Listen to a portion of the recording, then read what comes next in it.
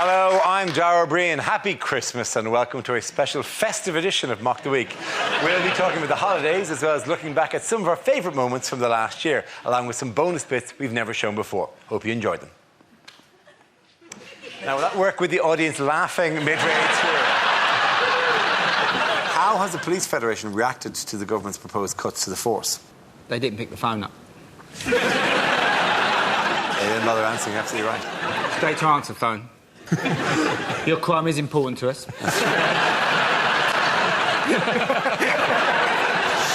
Yeah, get used to that. 25% less police officers. What did they say? They said that the cuts would affect the most vulnerable in society and it would hit them the hardest.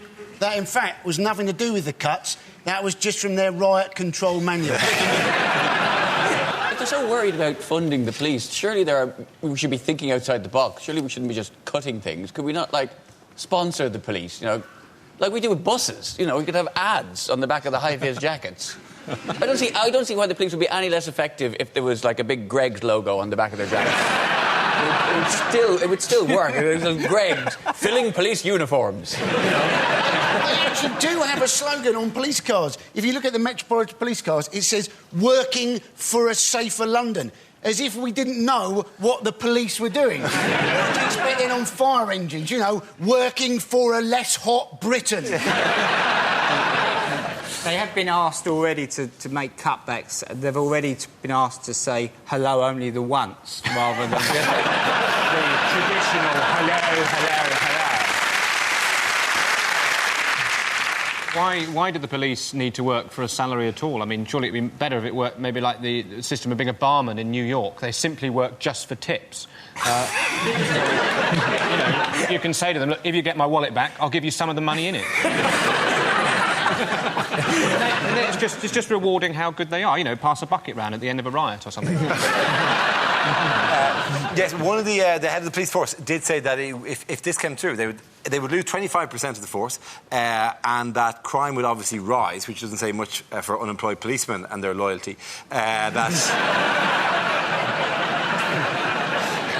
Because I know they'd know what tricks to pull, but still, it's a bit harsh they'd immediately turn to crime. And they also said that and this is the key phrase, they said it'd be Christmas for criminals.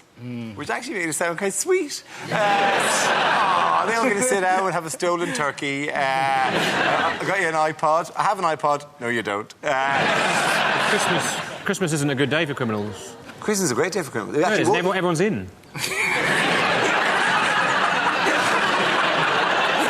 It's an absolute nightmare of anything.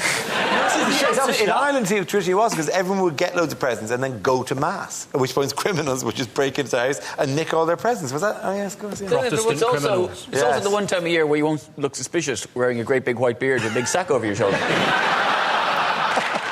OK, John's story struck me during the week. This you may not have seen one. It was a story in Ireland in the Evening Herald in Dublin last week. And it's quite a moving story. It's about Alzheimer's disease. It was, yeah. And the story basically was being a big head may be good for you. Scientists found that large-headed individuals with Alzheimer's have better memory and thinking skills than sufferers with small heads. All of which is quite interesting. You see, the next paragraph I found difficult to take. People with larger than average heads, like comedian Dara O'Brien,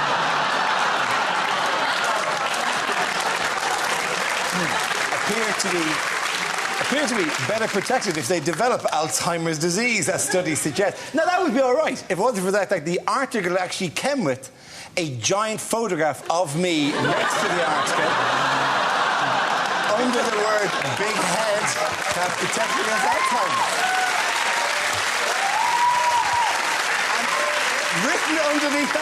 Written underneath that was extra large : report is good news for Dara O'Brien. No, it's not. It's not good news because I suddenly realise I've got a big head apparently. What do you mean you've suddenly realised? Dara, protect us from the Alzheimer's. Back in Canada, I did some modelling. It was for medical. It was for penile dysfunction. It was a before and after picture. This is true. I didn't model. I don't model for big head things. I don't regard myself as having a large head. I don't have difficulty buying hats. I don't have difficulty getting into jumpers. My head has caused me no... When did those three guys get here?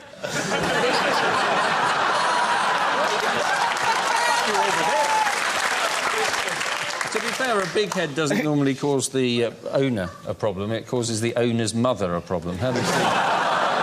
And you do look... Have you ever seen Dara? It's smaller than my hips, for God's sake. Your head is smaller than your hips. What kind of shape are you? You're a peanut. Shakira's. Of course my head is smaller than my hips. Dara, but it's... Is your head not smaller than your hips? No! Dara, look at me. Oh, you're weird. Yeah. That's what I said. Look at me. I'm going to take you to a hall of mirrors and show you how you should look. It's going to be the kid from Mama's. You see, look at that. It's fine. Your head is absolutely enormous. In fact, on a normal-sized head, that would be a full head of hair. So the good thing is... Are you not staying in my house tonight? When Dara opens an umbrella, it's like one of them little cocktail rooms. To put in context how big it is, Dara, it has its own gravitational field. It's pulled in an entire planet behind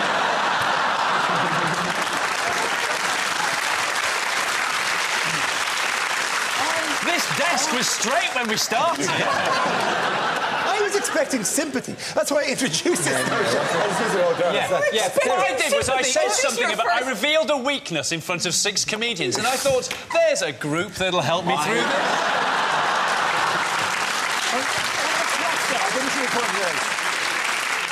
I think of you all as friends. I don't think of you as comedians.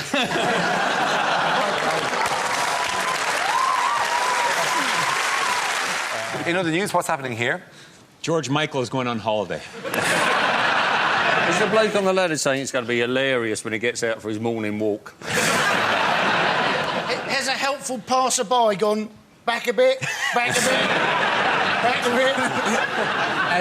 Has Vanessa Feltz overestimated the effectiveness of her gastric band on the dirty weekend away?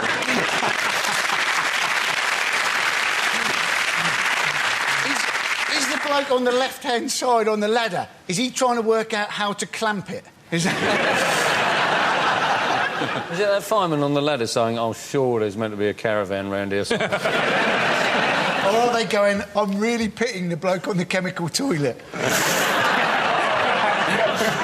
He may not have made it all the way up, but he did pretty well to drive it up that far, didn't he? And you know what it actually is? I think was it the Hampshire Police, was it? It is Hampshire, Hertfordshire and Merseyside Police. Yeah, it had earthquake training. They had earthquake training during the week, That's yes. right. Which is completely ridiculous. They're training for something which will never, ever happen in Britain. The last earthquake we had, apparently, was in big one was 1931 in Lincolnshire, which measured 0.2 on the Richter scale, and the locals were delighted because all the cabbages seemed to have picked themselves. It's incredible. There was one in 1931. It would measure 6.1 on the Richter scale. Oh. One woman died of a heart attack, and the head of the waxworks of Dr. Crippen fell off. It's the full extent of the damage caused by the last major earthquake. Do you know, it's ridiculous. They might as well be training for an iceberg hitting Wolverhampton. There are things you need to worry about, but not that. The things we need to worry about a supervolcano. We need to worry about a meteorite strike, but you can't train for them because there's nothing you can do. The best you can hope for, really, is they happen on the same day and the meteorite falls into the volcano and plugs the hole.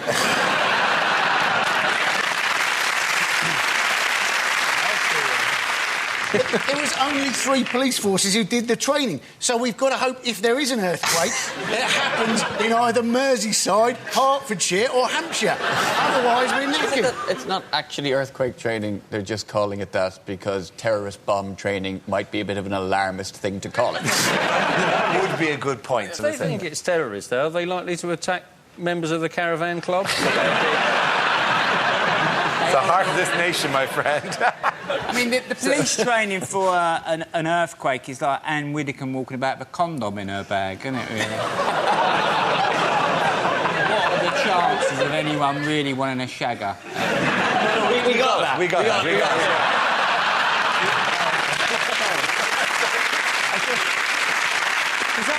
I thought you lot might. We're not all going... You never know.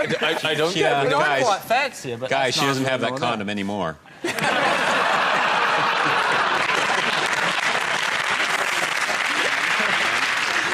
Our next round is called Newsreel. We play in a recent piece of footage featuring people in the news and ask Hugh to suggest what might be being said. This week's clip features the royal family. Your Majesty, this is Jean-Claude, one of our finest designers. Hello. I'm looking for an outfit for my Christmas broadcast. Nothing too expensive. Do you take nectar points? Hang on a second. You can't take advice from this fella. I mean, look what he's wearing. What's happened to your trousers, man? They're too short. What happened? You put them in a hot wash? No, this is a fashion statement. Fashion? Bloody ridiculous. You look like you've stolen them from Frankie Dettori. I wonder if I might get some presents for the rest of the family. What is this? That is a taffeta ball gown, Your Majesty. Oh, that might do for Edward. Oh, this is more like it. Do you take inside leg measurements? Both of them. And actually, what are you doing on Christmas Day? I've got a bit of a window at 3 o'clock while you're...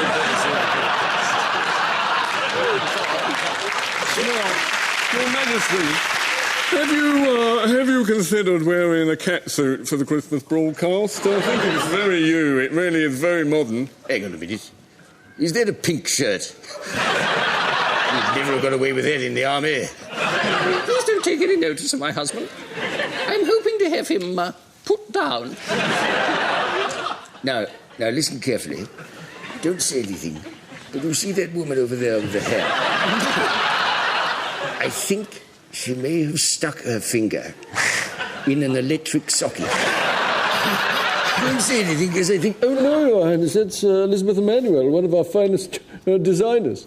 Designer? Oh, my God, what's the world coming to? Oh, never mind. Anyway, where's Nick Griffin? 3 invitations. Well done, Hugh! I'm going to say that's so Milton. What are you doing for the Christmas? I remember years ago getting up really early Christmas morning, running downstairs, ripping open one of my presents, but unfortunately it was a puppy. That's not true. It was a kitten. That's not true. It was an old man. I remember all I wanted for Christmas was an action man. What I got was a plastic doll with a cord on the back, and you pulled it when 25, 25, 25, 30, 35, 35, 35, 40. Looked at the packet. Auction man.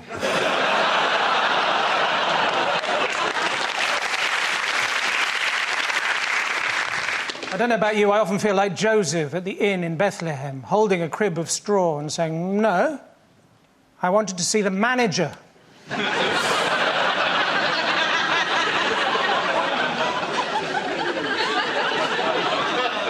The most peaceful Christmas I remember, the manger. I think the most peaceful Christmas I remember was when my mother mistakenly covered the cake with temazepam.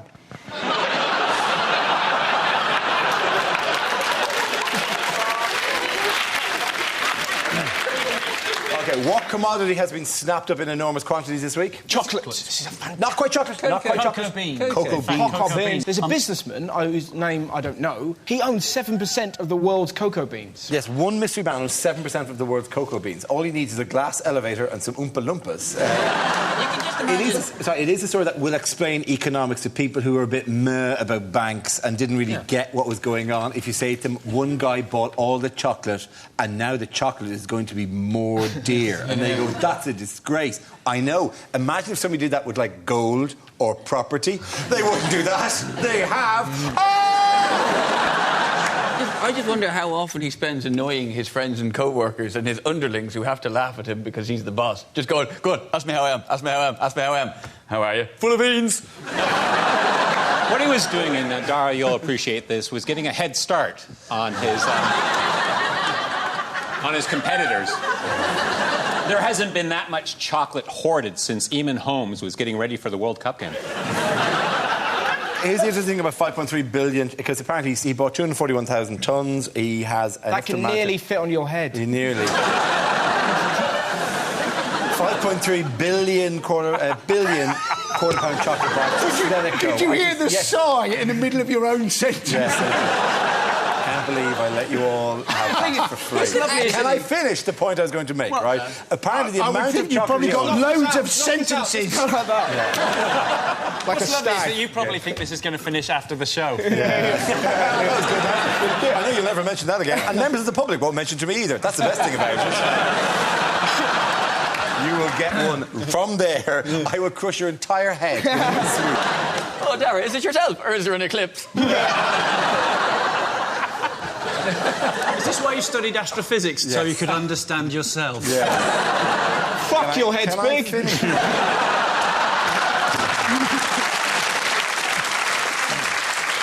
Why are Harry Potter fans flocking to Florida? This is because there has been opened a new Harry Potter theme park. Woo! And there's apparently one of the rides there, right, was so swift and tortuous, there was a bloke with a prosthetic leg on it, and his leg fell off whilst he was going round the ride. Imagine you're waiting there to go on the ride, and one of the bloke hops off going, I've just lost my leg. You freak out, wouldn't you? If you had a prosthetic, you'd loosen it, though. You would loosen it. You'd do that for the crack, wouldn't you? Yeah, you would take it to The it. only people going to this are just proper... I like Harry Potter a lot, you know? Just dressed as Harry Potter, holding a broom. One of the rides is called Harry Potter's Forbidden Journey. Oh, is that right? And we'd all like to know what that is, wouldn't we? Yeah. Well, it's probably the ride we all want to go on, which is Hermione. Yeah. Someone had to say it 6 years ago. It would have been dodgy. Now, game on. Yeah. They should have one of them height scale things. They have all theme parks at the Harry Potter one, but it should say you have to be below this height to come in because it's a children's book, and regardless of what cover you put on it, it's kids' literature, so grow up and read a newspaper. Perhaps. That's you, yeah. Take that, Harry. How do you know they don't, like, for all the kids' rides, that there isn't a grown-up version of the ride just next to it in their plain or covering? Exactly. The problem is, you don't need a theme park to have fun with Harry Potter. What you could do, this is for free, you can change the words wand for wang, and you can have a terrific... I've prepared an example for you. Are you OK, said Harry. My wang, said Ron. Look at my wang. It had snapped in two. The tip was dangling limply, held on by a few splinters. That's an hour's fun. I'm loving the idea that you've sat down and just worked out exactly. Oh, wang, that'll be good. He's got a wang. I had a Radio 6 music show to fill. Big one. Two more. The big Potter thing as well is, like, you know, they've done a theme park now, but before it was like, oh, the book v the film thing. And I always get really annoyed with people like, oh, the book is infinitely better than the film. You're like, no, it's not, because it's a book. It's like, when you read the book, you can use your imagination. Yeah, and do you know what I imagine when I read your silly little book? A film. The problem was they were saying, how come you've got to go to Orlando to experience the Harry Potter theme park? How come we can't have it in Britain? And you're thinking all you're going to do is pay over the odds to queue for ages to go on an old train. You can do that in Britain every day of the week. Surprisingly, Quidditch is a big game. Second most popular game in South Africa. Quidditch.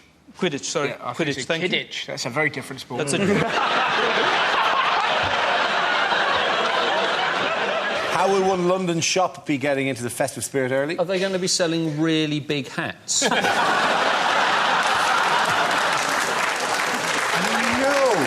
This bit's going to appear in a Christmas special and has got no relevance. Ding dong, let's all sing it together. Ding dong, merrily on her. OK, how will one London shop be getting into the festive spirit early? Selfridges have started selling Christmas stuff. Well, they're selling it from the beginning of August. Yes, they are. Do you know one thing they don't sell at Selfridges, interestingly, is fridges? They don't. Yeah, there's a gap in them. You think they would have spotted that? Yeah. Somebody would have been sitting there in the canteen looking at a sign for the shop and gone, ding! Light bulb! From the light bulb department, obviously. Yes, they do. And people are very angry with this. Why are people angry with this? Maybe they're angry because they're selling, apparently, a life-sized donkey for £500. Yes. And you're thinking, no wonder that they've got to start selling in August. They need all of that build-up to actually flog a life-sized donkey. Who wants a life-sized donkey? You can imagine people wanting maybe a little nativity scene, but there's not much point having a little Joseph and a little Mary and a giant donkey. It won't look like something out of the Bible. It looked like something out of Shrek.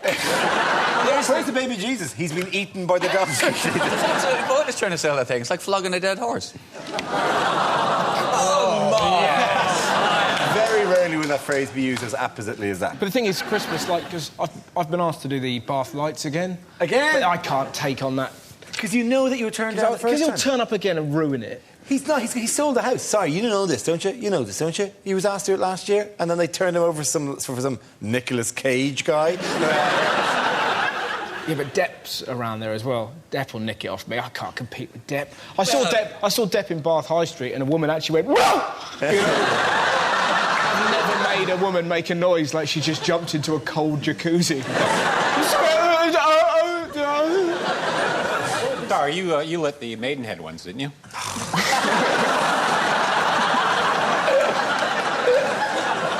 Is this joke going to run and run all the way through to Christmas? Forever. Hello and welcome to Mock the Week. I'm Dara Breen. Joining me this week are Andy Parsons, Kevin Bridges, and that won't be helpful. I'll tell you what. I'm presuming microphones in other studios picked that up. Don't worry, that's half the compilation sorted out. Please, you have the juddering shot of that. Hugh had his hands down his trousers and said to me, "I have to rearrange Mr. Dennis." That's what I call my penis. Yeah, it's unbelievable. And he said to me, "Do you have to rearrange Mr. I said, "Not Mr. Dennis, no." Although it would be a good new round. I couldn't actually find Mr. Dennis. Mr. Dennis is apt to wander, isn't he? He's getting apt to wander, yeah. You know, really unsettling feeling when you're on stage, I'm on tour at the moment, is when, you know, you're zipped up and everything, right? But you've forgotten to close the buttons of your boxers or whatever, and you pop out of them. So you're not on show, but you kind of feel you're on show. So you glance down and check, no, I'm definitely not on show, but, oh, that feels like I'm on show. Just following... I think following the whole... Jesus, I'm telling you. I know the answer. Why don't you come up with it if you know? I know what the answer is. This is the way this works. I can't just give the correct answer because I have it written there and there. I know what it is. But we don't. You guess what it is. You're bored of us guessing. You say what it is. Do you want me to straighten Mr. Dennis for you? If I'm honest, Mr. Dennis has straightened himself. No one fucking... Which unexpected guest turned up at this year's event? Rod Hull. Not Rod Hull. Nor Darth Vader. Frankly, if you're not going to take this seriously... It was the Queen, Dara. It wasn't the Queen. It was Prince Charles. It was Prince Charles, yes. Yeah. Oh, OK. I'm not quite sure which event we were talking about. I know, yeah. Just about, if you're worried about the height of it, Hugh's the tallest person without seeming rude. But so just... Why don't you measure it against the shortest one? Yeah. Russell, could you come out? Or, sorry. Where is love? Merry Christmas, everyone. Somebody didn't get the memo about how he has to be called Mr. Howard.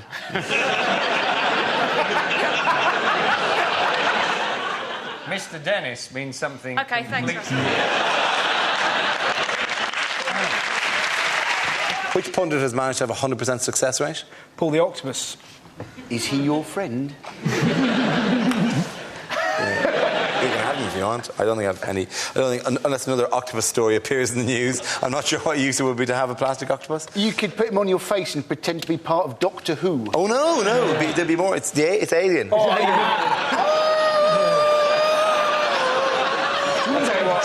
let's be honest, we were talking about pranks earlier. That would be a good one to play. That would be a good prank, wouldn't it? Yeah. Sellotape it to your face. Yeah. Not where you've got it at the moment. No, that's more... It'd be a hell of a codpiece, though, wouldn't it? That's like, you can't see it. That's it. That's right there. Oh, yeah? So next topic is... Bad things to hear on a commercial space flight. Houston, I don't like cliches, but... This is a passenger announcement. There's no need to panic, but can anybody here speak Klingon? You're an alien. Allow me to shake you by the hand. That's not my hand.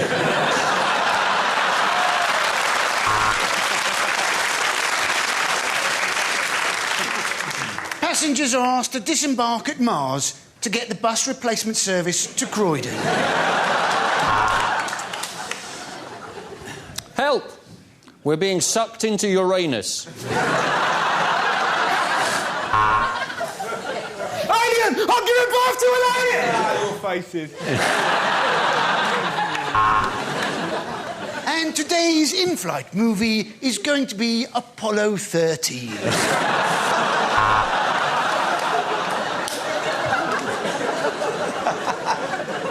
Can anyone fly a rocket? I'm afraid the captain's been shagging the stewardess and he's burnt up on re-entry.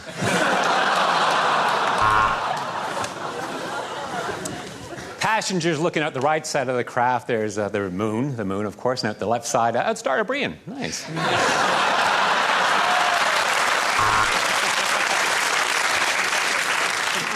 In the event there is a loss of cabin pressure, your blood will literally boil and you'll explode. This is Captain Solo. For those of you wishing to join the Mile High Club, my co-pilot is waiting in the lavatory.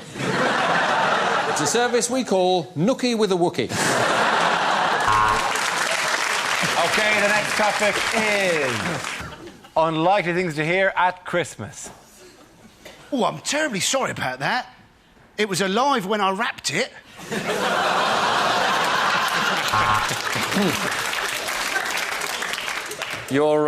Your present's under the tree. I won't tell you which one. There's the forest. Here's a spade. Yes, of course. Your mother always enjoys a good stuffing. Well, she used to. Coming up, how to cook giblets. I'm terribly sorry, it's Madonna live in concert. Shh, I'm trying to watch the Queen's speech.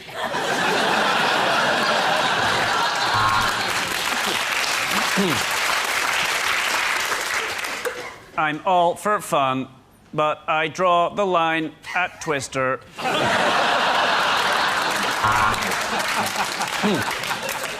What's your present? Ho, ho, ho! It's a hoe. Hello, my loyal subjects. Christmas is a difficult time of year for everyone, except for me, since I found out about Cash for Gold. Cha-ching!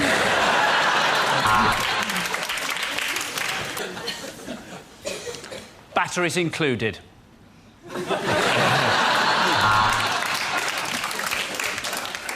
Let's play charades. Your mother and I are going to pretend to be happily married while the neighbours come round for a drink. And of course, we're all very sorry to hear of the death of Santa Claus. But if you are going to grow a white beard and live in a grotto, it's only a matter of time before the Americans bomb the shit out of you.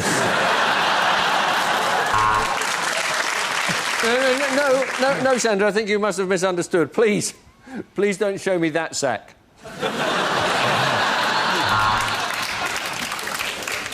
Dear Santa, please could I have a less violent stepdad? One for the DVD. sorry, I beg your pardon. This year, I cooked the turkey Nigella style. By that I mean I did the cooking whilst your dad went and cracked one off. OK, at the end of that round, the points go to Ed, Andy and Mo.